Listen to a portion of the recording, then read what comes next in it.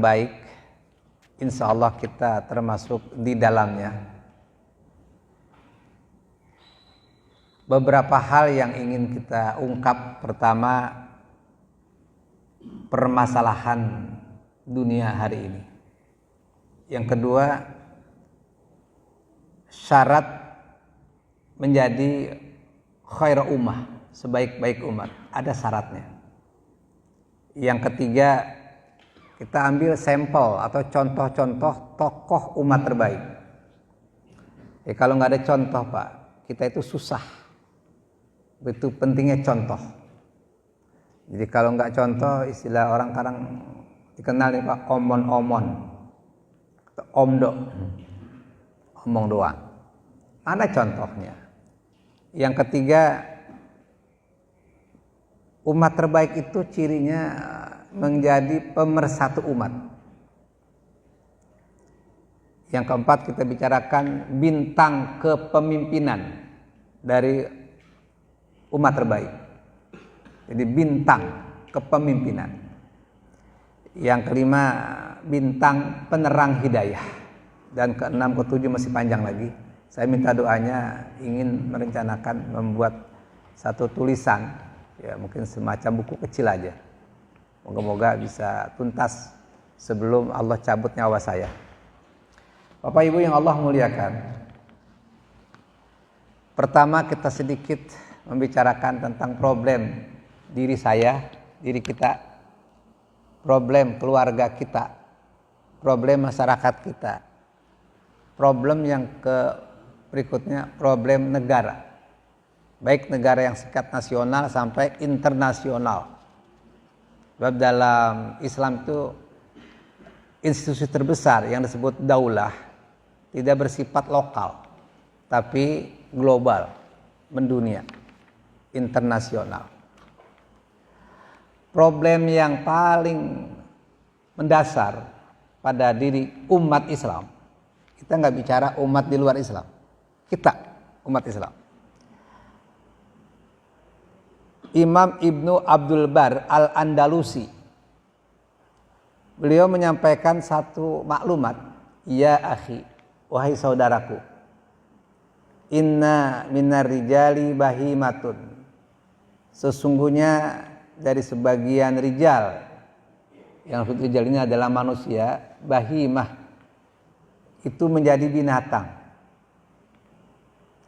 fi suratir rajulis sami'il mubsiri, dalam bentuk rupanya manusia yang bisa mendengar dan juga bisa melihat, tapi dia binatang. Mendengar, melihat, tapi dia binatang. Bentuknya manusia, tapi dia binatang. Fitanun likulli musibatun yusabu bimalihi. Si manusia tadi yang disebutnya binatang tadi, dia merasa mendapat ujian ketika memperoleh musibah yang menyangkut musibah harta, musibah materi, kehilangan, kematian, kebakaran dan lain-lain lah, pokoknya yang bersifat materi aja.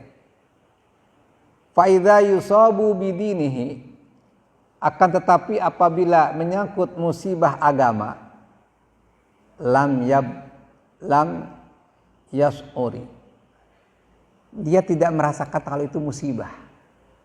Contoh gampangnya gini, kalau subuhnya kesiangan, itu nggak merasa musibah.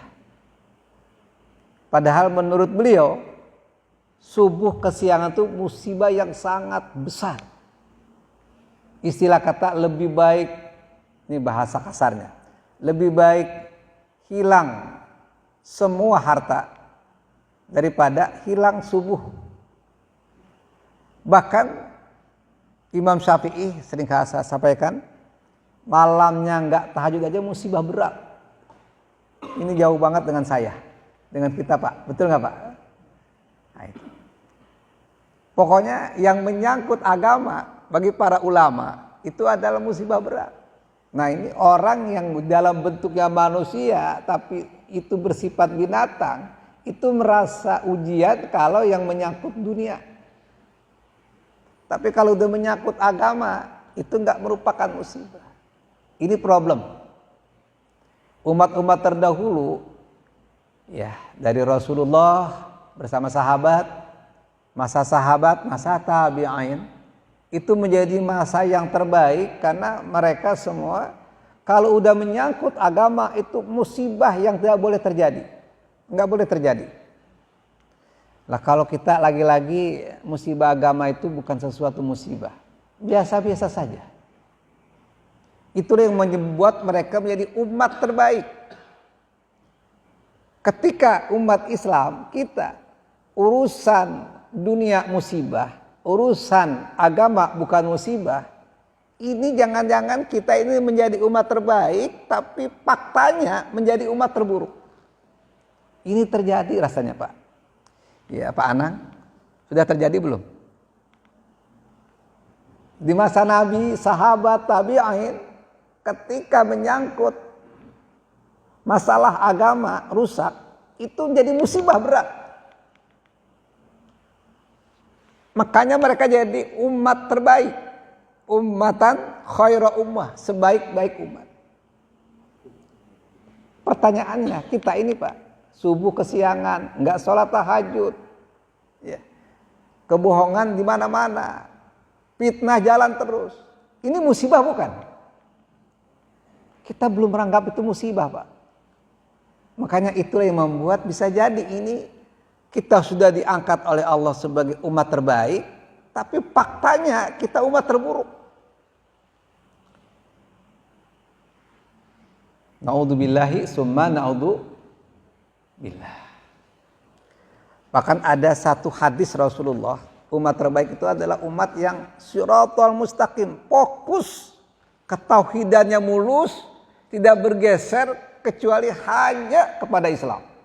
Dalam mengurus pribadi, keluarga, masyarakat sampai negara, hanyalah dengan cara Islam, tidak bukan dengan cara yang lain. Rasul lebih dari 14 abad yang silam, beliau pernah menyampaikan satu berita, yang berita ini kalau sahabat sekarang ini hidup, menangis Pak. An Abi Sa'id Al-Khudri, sahabat Nabi yang bernama siapa? Abu Sa'id Al-Khudri radhiyallahu anhu qala, beliau berkata qala Rasulullah sallallahu alaihi wasallam, bersabda Rasulullah sallallahu alaihi wasallam, la tattabi'unna sananal ladzina min qablikum. Ini kalimatnya pakai lamul juhud litakid dengan terakhirnya nun taukid sakilah. Artinya apa? La tattabi'unna, sesungguhnya benar-benar kalian mengikuti sananal ladzina min qablikum, tradisi atau sunnah, kebiasaan. Jadi sunnah itu artinya kebiasaan, tradisi, cara hidup orang-orang sebelum kalian. Kalian muslim, umatku, umat Rasulullah. Tapi kalian dalam jejak kehidupannya itu tidak ikuti sebagaimana yang aku contohkan. Sebagaimana yang dicontohkan oleh kalian para sahabat. Shibron bishibrin, sejengkal demi sejengkal. Sejengkal berapa senti? Sejengkal nih Pak. Ada 30 senti Pak? Nggak nyampe ya? 15. Oh, kalau anak kecil. Kalau saya anak kecil, anak besar ya? Kalau saya orang kecil kalau saya. Kemudian yang kedua, wadhira'an bidhira'in, sehasta demi sehasta. Ini kan dikit tuh, ngikutnya sedikit. Ini wadhira'an bidhira'in, sehasta demi sehasta, hampir 1 meter. Tambah banyak ini yang kita ikuti. Hatta lau dakhalu, sampai-sampai kalaulah mereka umat-umat sebelum kalian masuk fi juhri dabbin, masuk ke lubang. Dabbin itu biawak, Pak. Kenal biawak? Yang suka makan ayam, diam-diam dia nyuri ayam. Sampai-sampai mereka masuk lubang biawak sekalipun, lattaba'tumuhum, kalian umatku nanti ikuti mereka. Jadi betul-betul sudah nurut banget dengan mereka.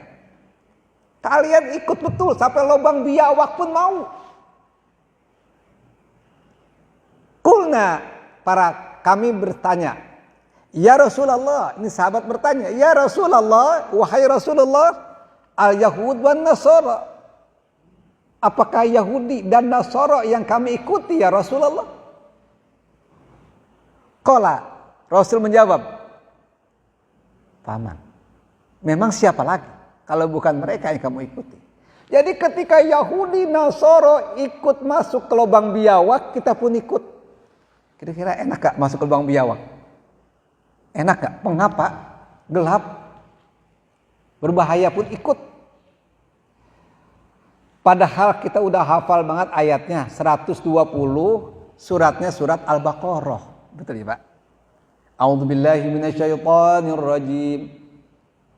Lan tanalul birra hatta bukan. Walan tarda ankal yahudu walan nasara hatta tattabi'a millatahum. Begitu ya. Lan itu maknanya tidaknya untuk selama-lamanya. Lan selama-lamanya tidak. Kalau lam artinya tidak, tapi bisa suatu saat akan berubah. Anu lan itu selama-lamanya tidak. Meridhoi, rela, ikhlas. Al-Yahud wan Nasara wala Nasara, tidak akan lama-lamanya ridho Yahudi. Wala an-Nasara. Nah, kalau Yahudi lan, kalau Nasara la, atau la Pak? La itu tidak. Tidaknya suatu saat bisa jadi enggak. Kalau lan itu beda. Lan selama-lamanya tidak. Kalau la ada masanya enggak. Wala nasara, dan juga tidak kepada Nasara. Hatta tattabi'a millatahum, sampai mereka ridho kalau kalian ikuti mereka. Mereka sangat ridho. Bahasanya ini kalau menurut hadis, kalau kamu masuk lubang biawak, itu ridho banget ya, ikhlas banget. Biarkan mereka Islam, tapi tata cara hidupnya bukan menurut tata cara Islam. Apa itu yang disebut lubang biawak ini?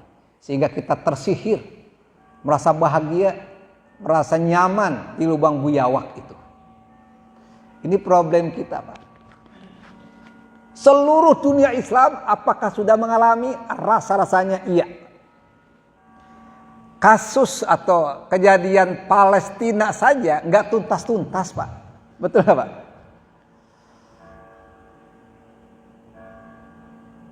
Kita hanya demo, tapi tuntasnya nggak bisa. Masih bagus ada yang mendemo, kirimin makanan nggak tuntas.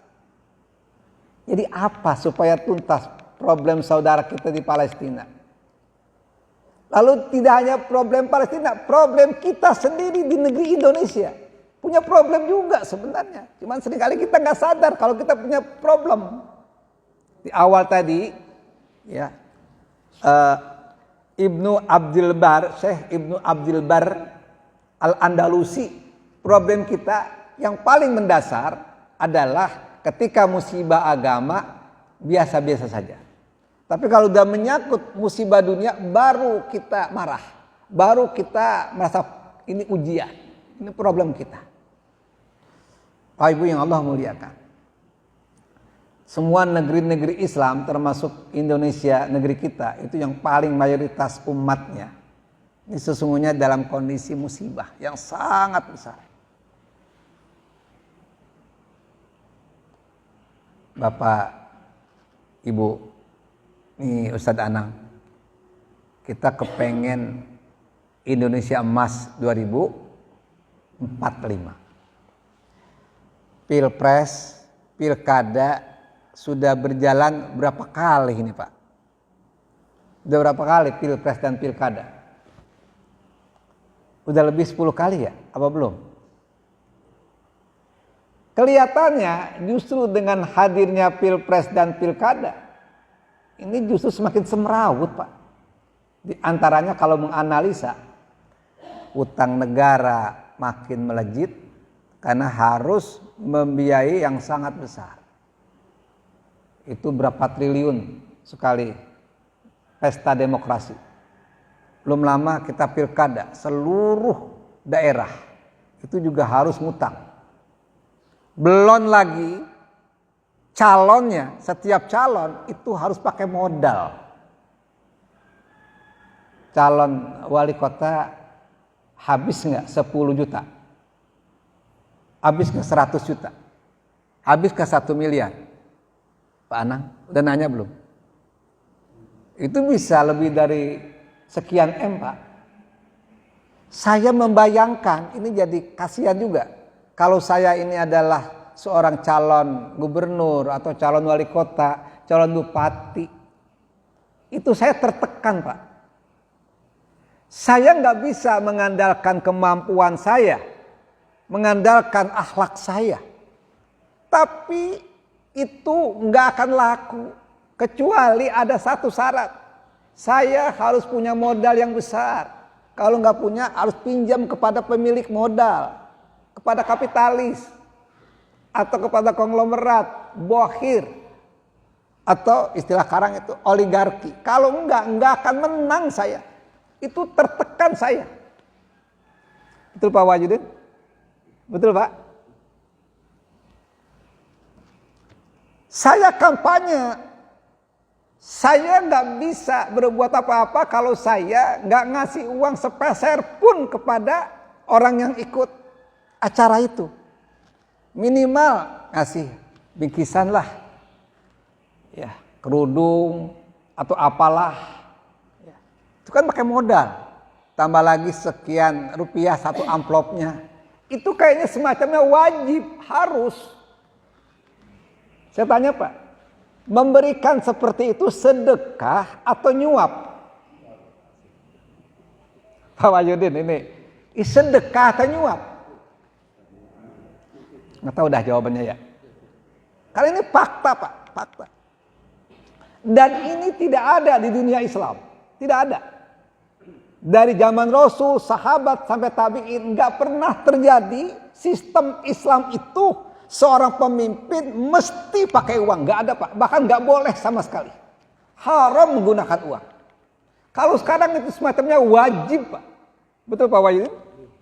Wajib. Sehingga nanti di dalam dunia Islam ketika seseorang terpilih oleh ahlul halli wal aqdi, oleh majlis syuro, dalam bahasa Pancasilanya kerakyatan yang dipimpin oleh hikmah, terus kebijaksanaan dalam permusyawaratan perwakilan. Jadi musyawarahnya diwakili oleh orang-orang yang punya hikmah, bukan seluruh rakyat yang memilih. Ini yang namanya memilih Pak, memilih. Bapak memilih biji kacang, itu harus tahu kriteria biji kacang yang bagus, betul nggak Pak? Ini Pak Haris kan dari Fakultas Pertanian, ya kan? Memilih bibit yang bagus nih. Jadi kita harus tahu kriteria mana yang bagus, mana yang sedang, mana yang harus disortir, dibuang, harus tahu. Begitulah memilih pemimpin, harus tahu jarah wa ta'dil, sisi buruk dan baiknya si calon. Itu yang bisa hanyalah orang yang punya hikmah, landasannya agama, landasannya syariah. Kemudian yang kedua, punya jiwa ikhlas, tidak ada kepentingan dunia. Itu kalau pemilihnya rakyat umum, apalagi ahli maksiat, lah benar Pak. Apalagi suara rakyat, suara Tuhan, kok bisa demikian? Nah ini bahaya sekali, bahaya. Aki-aki, nenek-nenek suruh milih, kira-kira gimana Pak? Saya bilang aki-aki nenek, saya juga ada aki-aki. Umur dalam hitungan hijriah kan udah 67 tahun, berarti kan udah aki-aki Pak, betul nggak Pak? Nggak tahu kalau Pak Wahyudin udah aki-aki atau belum? Udah mau balik ya? Mau balik lagi? Nenek-nenek yang milih. Jadi memang dalam Islam itu pemilih itu hikmah, musyawarah dan diwakili. Maka begitu dia terpilih, istighfar, astaghfirullahaladzim. Mengapa? Sebab di dalam hadis, seorang pemimpin itu kata Nabi, itu menjadi menjadi malamah wa nadamah yaumal qiyamah. Kehinaan dan penyesalan di hari kiamat. Jadi kalau salah menggunakan amanah kekuasaan, itu menjadi kehinaan di dunia, bahkan apalagi di akhirat, kehinaan dan penyesalan di hari kiamat. Jadi rasanya kasihan. Tapi kalau dia betul-betul memanfaatkan amanah tersebut dengan sebaik-baiknya, justru ranking pertama yang Allah selamatkan di akhirat nanti. Beruntung sebagai seorang pemimpin. Imamun adil. Nah, inilah potret umat hari ini Pak. Kita ini udah masuk ke lubang biawak. Rasa-rasanya. Saya yakin banget nih udah masuk lubang biawak Pak. Ini Nabi bicara ketika sahabat Nabi nggak pernah melakukan itu. Makanya kalau sahabat Nabi sekarang hidup, dia bisa cerita 180 derajat hidup kami dulu di masa Rasul dengan sekarang. Kalaulah sahabat Nabi ada yang hidup hari ini. Nah, pemecah itu semua, penyelamat itu adalah umat terbaik. Kita lihat Al-Baqarah ayatnya 100, suratnya surat Ali Imran Bapak Ibu. Ali Imran ayat 110. Saya yakin kita semua sudah hafal ini Pak. A'udzubillahi minasyaitonirrajim. Sama-sama. Bismillahirrahmanirrahim. Kuntum khaira ummatin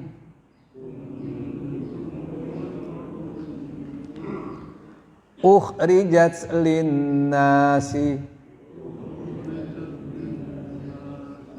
ta'muruna bil ma'rufi wa tanhauna 'anil munkari wa tu'minuna billah walau amana ahlal kitab lakana khairan lahum minhumul mu'minuna wa aktsaruhumul fasiqun. Ayat ini diakhiri dengan walau amana ahlul kitab lakana khairal lahum. Andaikan ahlul kitab itu beriman, maka itu sesungguhnya membawa kebaikan bagi si ahli kitab itu. Sayang mereka tidak beriman. Minhumul mu'minun, sebagian ahli kitab beriman, wa aktaruhumul fasikun, sebagian besar terbanyak dari ahli kitab, mayoritas mereka adalah fasik. Itu menyentilnya kepada ahli kitab. Sesungguhnya diam-diam ayat ini menyentilnya ke ahli kitab, tapi tusukannya kepada kita umat Rasulullah Sallallahu Alaihi Wasallam. ahli kitab yang disentil padahal tujuannya ke kita. Bisa jadi kalian umat Rasul, kalian yang mengaku beriman, sebagian kecil yang beriman secara utuh, udhulu fis-silmi kafah, Islam secara utuh, tapi sebagian kalian ikuti langkah-langkah syaitan sehingga kalian termasuk orang yang fasik. Nauzubillahi summa naudzubillahi min dzalik. Kuntum khaira ummatin, adalah kalian dulunya khaira ummatin, sebaik-baik umat. Jadi derajat umat Rasul, derajat kita Bapak Ibu, ini sudah diangkat sama Allah sebagai panglima, sebagai jenderal. Ini luar biasa, Allah yang mengangkat umat Rasulullah. Cirinya ada 3. Ini syaratnya menjadi khair ummah, sebaik-baik umat. 3. 1. Ukhrijat linnas, mengeluarkan manusia. Apa yang dimaksud mengeluarkan manusia? Allahu waliyul ladzina amanu yukhrijuhum minadh-dhulumati ilan nur. Allah walinya, pemimpinnya, pelindungnya orang beriman. Pelindungnya kita Bapak Ibu jamaah al-ikhlas, Bappenas. Yukhrijuhum, dia Allah mengeluarkan kalian minadh-dhulumati ilan nur, dari kegelapan yang banyak kepada satu cahaya. Jadi gelap itu dalam bahasa Al-Quran di sini zulumat, sifatnya jamak. Jadi zulumat itu banyak, zulumat 1, zulumat 2, sehingga kita bisa memasuki 100 zulumat. Ini sangat gelap. Ilan nur, kepada satu cahaya. Jadi fokus satu aja. Ihdinas siratal mustaqim. Jadi mudah nyarinya cuma satu. Jadi kalau banyak bingung itu. Diperintah ini, diperintah ini, diperintah ini. Sekali. Ibaratnya kalau tadi masuk lubang biawak, gelap, dari lubang biawak keluar ke tempat yang terang. Jadi kalaulah kita sekarang ini sudah ada masuk di lubang biawak, ayo segera kita keluar. Ada teman-teman kita yang masuk dalam lubang biawak, mari kita tarik. Tapi kadang-kadang ditarik nggak mau Pak, udah betah di sana, padahal nggak enak. Nah, bagaimana caranya supaya mereka mau keluar nih? Minadh-dhulumati ilan nur. Ini adalah syaratnya. Jadi minadh-dhulumati ilan nur. Yang kedua, ta'muruna bil ma'ruf wa tanhauna 'anil munkar. Memerintahkan yang ma'ruf dan mencegah dari yang mungkar. Amar ma'ruf, nahi munkar. Ini umat terbaik. Dalam Al-Quran, orang-orang munafik itu terbalik. Ta'muruna bil munkar, menyuruh kepada kemungkaran, wa tanhauna 'anil ma'ruf, mencegah dari yang ma'ruf. Itu orang munafik disebutkannya. Orang munafik siapa? Ia berKTP Islam. Yang ketiga,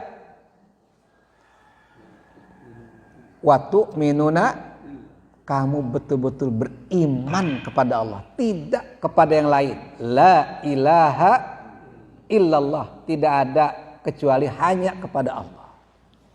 Itu syaratnya.